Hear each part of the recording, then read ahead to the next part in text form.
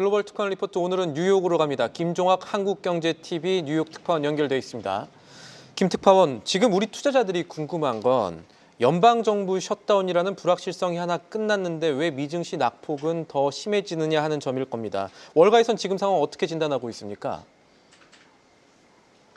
네, 이번 주 대형 고용 지표 그리고 엔비디아 실적이 다가오면서 시장이 잔뜩 움츠러든 모습입니다.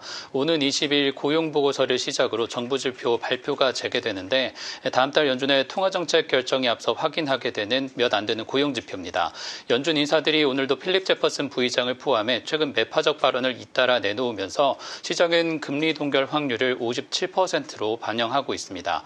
연준의 통화정책 완화에 대한 기대가 약해진 가운데 월가는 지금 시장이 짙은 불확실성에 쌓여있다는 평가를 내리고 있습니다. 시티그룹은 오늘 보고서에서 정부 셧다운이 종료됐지만 시장은 신뢰할 만한 지표가 부족한 데이터 진공 상태라고 지적하고 있습니다.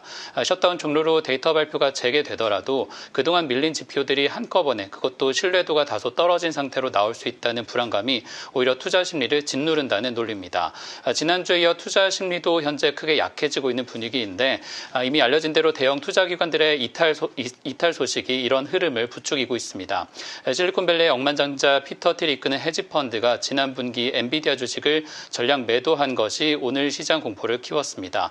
규모는 약 1억 달러로 현재 파악이 되고 있는데 지난달 소프트뱅크가 지분을 정리한 데 이어서 피터 틸까지 시장을 떠난 뒤 AI 고점론에 무게가 다시 실립니다.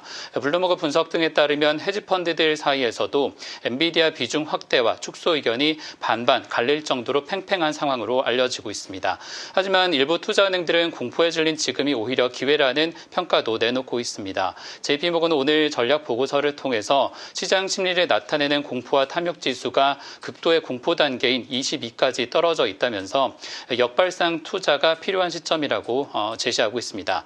미국의 증시와 경제 펀더멘털이 견고하다라는 건데 JP모건은 침체 없이 재성장하는 조짐을 보이고 있고 기업들의 이익도 4분기 연속 두 자릿수 성장이 예상된다면서 현재 조정은 저점 매수 기회일 수 있다는 입장을 유지하고 있습니다. JP모건이 보고서 내놓을 때보다 지금 공포지수가 더 떨어졌습니다. CNN 공포 탐욕 지수는 14까지 내려갔다 지금 15 수준으로 이 정도면 극단적 공포가 좀 심하다 볼 수 있는데 어쨌든 지금 월가의 공포 잠재울 수 있는 핵심은 엔비디아 실적일 텐데 엔비디아 실적 관련한 지금 월가의 전망 그리고 분석들 어떻습니까?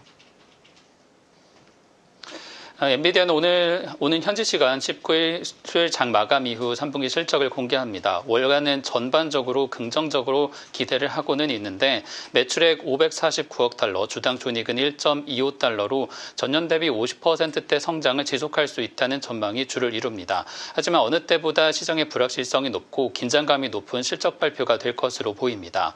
JP모건은 오늘 보고서에서 이번 3분기 엔비디아 실적과 관련해서 시장 예상을 상회할 것으로 기대가 되고 4분기 가이던스도 컨센서스보다 높을 것으로 예상하고 있습니다.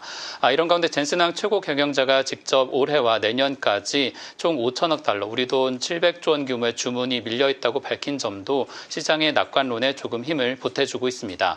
젠슨항 최고 경영자는 현재 공급 중인 블랙웰 GPU 그리고 내년에 나오는 루빈, 네트워킹 부품 등에서 의미 있는 성장이 이어질 수 있다는 것을 시사하고 있습니다.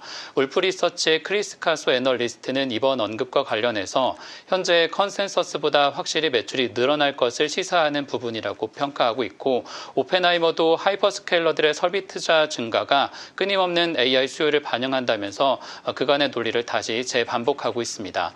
다만 인공지능 거품론의 근거가 되고 있는 하이퍼스케일러들의 자금 조달 그리고 현금 소진에 대한 공포를 완전히 해소할 수 있을지는 의문입니다.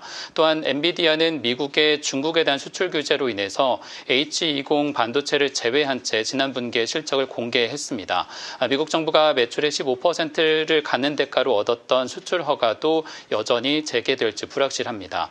이번 주 중반에 나올 엔비디아의 실적 발표는 수요 공급의 지속 가능성에 대한 젠슨황 최고 경영자의 컨퍼런스 콜이 결국 핵심이 될 텐데 이를 포함해서 AI 투자 그리고 기술주 랠리를 다시 재개시킬 중요한 분수령이 될 전망입니다. 지금까지 뉴욕에서 전해드렸습니다.